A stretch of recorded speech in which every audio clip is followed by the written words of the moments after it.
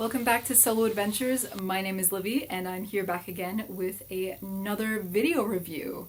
So today we are taking a look at another entrant in the BGG Solitaire PnP contest for 2020, and this is Griphold Tower by designer Joe Clipful.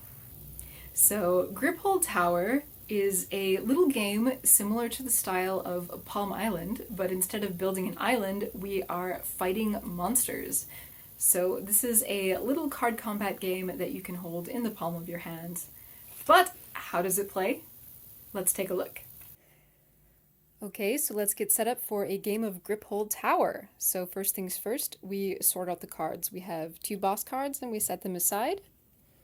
These cards with a white back are monster cards. We separate these out. And then these four cards are our different characters that we can choose to play. So in Griphold Tower, you have the option to choose from 8 different character classes. So to me, this is a little bit overwhelming, but I can tell that this is amazing for replayability. So let's see, we have a monk, and we have a shadow knight, a blue mage, and a Valkyrie, huntress, paladin, warden, and arbalist. So these are all good, but I seem to have the most luck when I play as the blue mage, so I think that's the one I'm going to choose for this game. So you can really choose any of the 2 bosses that you want to face at the end of the game, but I like to randomize it. So I'm just gonna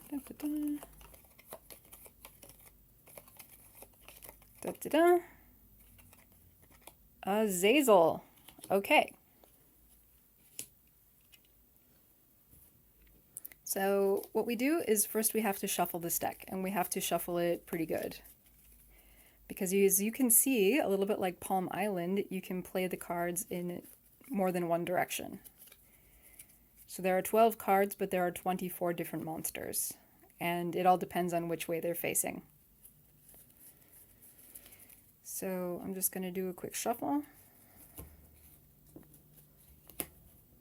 I'm terrible at shuffling, if you guys didn't already know. When you're shuffling, you want to make sure that at least some of the cards are flipped, because the orientation matters. So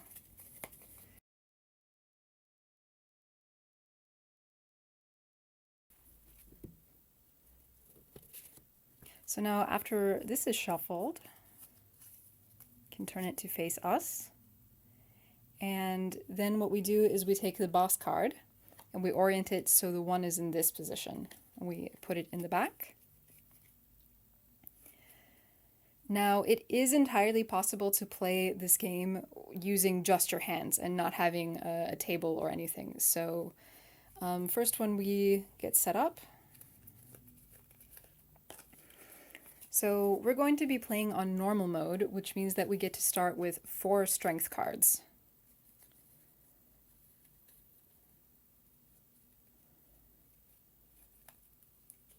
So you line them up like this, the monsters peeking out. And I apologize so much in advance. This game is really hard for me to play. I don't know if it's because I'm just really uncoordinated or my hands are really small, but it's really hard to for me to keep these looking neat and nice. So it's for that reason that I'm not going to be doing what the creator says, and that is kind of slotting your character under an extra card in the back here and using this to track the health, because that is just too difficult for me, especially when it involves going through the deck. So I'm just going to set it here on the table, and you might find that easier as well. Okay, so let's see what we have got. So the first 2 cards in the row are considered visible. And since the blue mage has the little bow and arrow icon there, That means that I have a range of 2 places. So if I had just the crossed swords, that would mean that I can only attack the monster in the front, but we can attack the front too. And it says here, Bone Thief, front. So discard a strength card of your choice. So that's not very nice. These are basically what I use to attack with. I'm just going to get rid of this 4 here because it's the lowest. So in order to fight these monsters and get rid of them, I need to spend cards that are equal to or greater than the health of the monster. So, for example, I could spend a 7 and defeat this monster. It's not such a good deal because that's kind of a lot of waste, but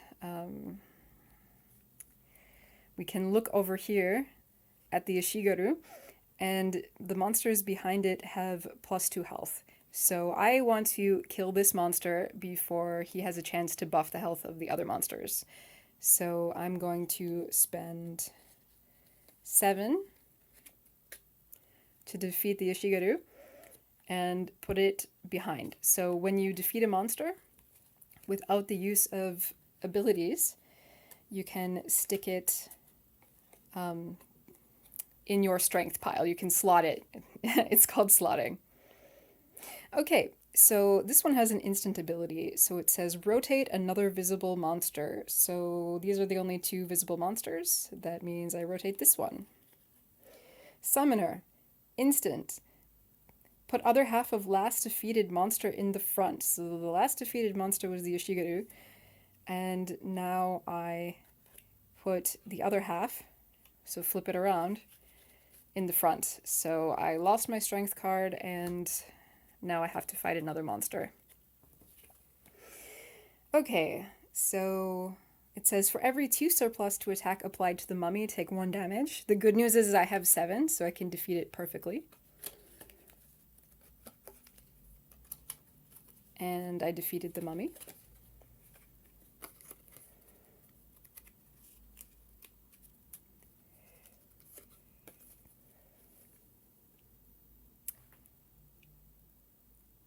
So I don't know if I have to play the instant ability again when I play it again or just the first time I see it. I think it's just the first time I see it, but correct me if I'm wrong. So I have a 10 and a 12. Spend the 10 and defeat the summoner. So basically we're just going to be working through the deck like this. So we have to survive 5 waves of monsters. If at the end of 5 waves we are still alive, we can fight against the boss. And if we beat the boss, then we win. I have never actually done this before. This game is extremely difficult for me, at least. I think maybe it involves like having to come up with a better strategy that I just haven't thought of. But and just so you know, your abilities are also your health and vice versa. I'll explain how you lose health or how you use abilities later on. So the druid creatures are 2 greater in health. We don't have any creatures visible. Creature is an enemy type. We have only warriors. So warrior and warrior. And the Myrmidon says cannot attack monsters behind the Myrmidon. So it might be nice to kill this guy first. Yeah, that's what I'm going to do. So spend my 10 and get the 8. So as you can see, as you go, sometimes you can do a perfect trade where, you know, you spend 1 card that costs exactly the strength of the monster, but most of the time there's a little bit of waste. So that means that your health is slowly declining as the round goes on. Raise Hellhound's health by your current total armor. So this is our armor up in the corner here. We have 2 currently. So we raise the health by 2 and it's 7 hit points now. But he's a creature. So creatures are 2 greater health. So that's, I think I'm going to use an ability. So the blue mage has the ability to disrupt, so I can ignore a monster ability. So what I can do is I can either spend one of my strength cards, which I don't want to do because I don't have very many left, or I can exhaust the ability. So I'm going to disrupt the one that says that creatures are to greater health. So this one is still only 7, and I can spend that and slot this. Reaper, second. When it's in second position, rotate the front monsters. So here we go. Shade Dragon. Add 2 health for every other visible dragon. Thankfully, we don't have any dragons. Let's see, here we have a magic creature. And every character has a stock ability. So that means that no matter what, you can always use your ability once per round and you don't have to exhaust it or spend a card to do it. So in the case of the blue mage, I can add a card's armor value to attack against magic. So for example, I could add 5 and 1 and get 6, or 8 and 1 and get 9. And that's what I'm going to do. Don't need to use my special ability really, but there we go. Instant. Move to the front. So now we do a little swap. Cursed Warrior is in the front. Shade Dragon is in second position. I will defeat her with this one.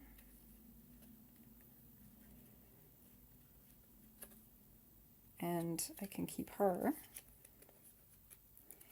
And then I can spend these 2 cards against this one.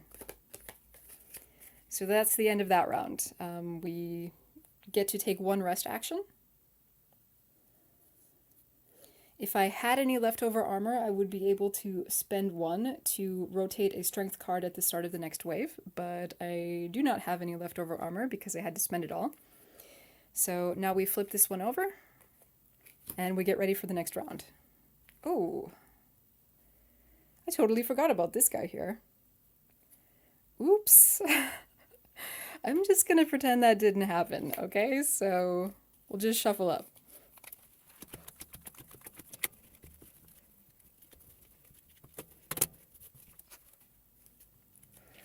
So now we get set up again for the next round. So 1, 2, 3, 4. These are our starting strength cards. And here is the boss.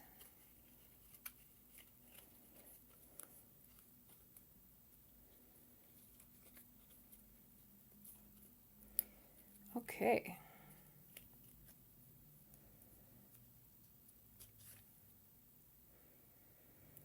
Bone Thief. If he gets to the front, then I have to discard a strength card of my choice, and I don't want to do that, so I want to get rid of him ASAP. So I'm going to do that.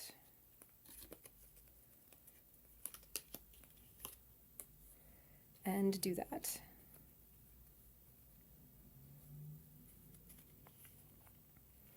I'm so sorry, I'm so clumsy with this game.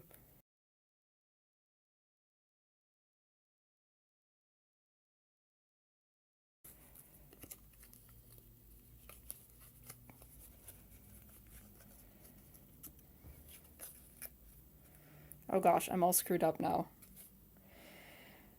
Oh darn it. Okay, what do we do now? Okay. Okay, so I'm extremely sorry, but I clearly have difficulty holding these cards, and I have attempted to film myself playing this game multiple times, and I keep screwing up.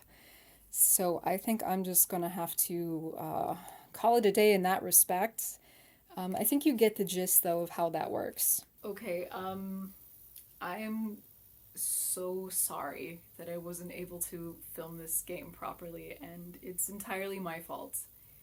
It's all because either my hands are really small or I am just amazingly clumsy, but I tried filming myself playing this game multiple times, and I would continue to drop this deck or somehow mix it up in such a way that would make me forget, what was where.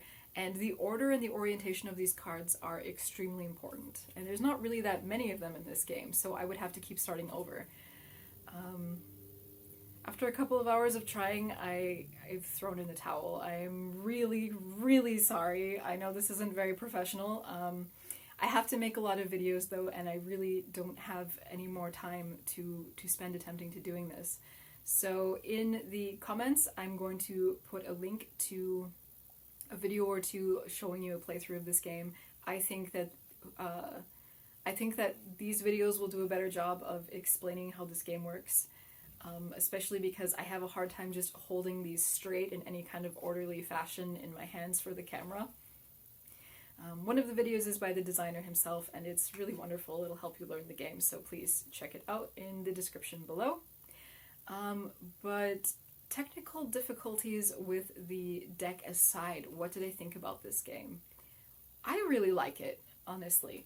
I think it's really cool and really clever.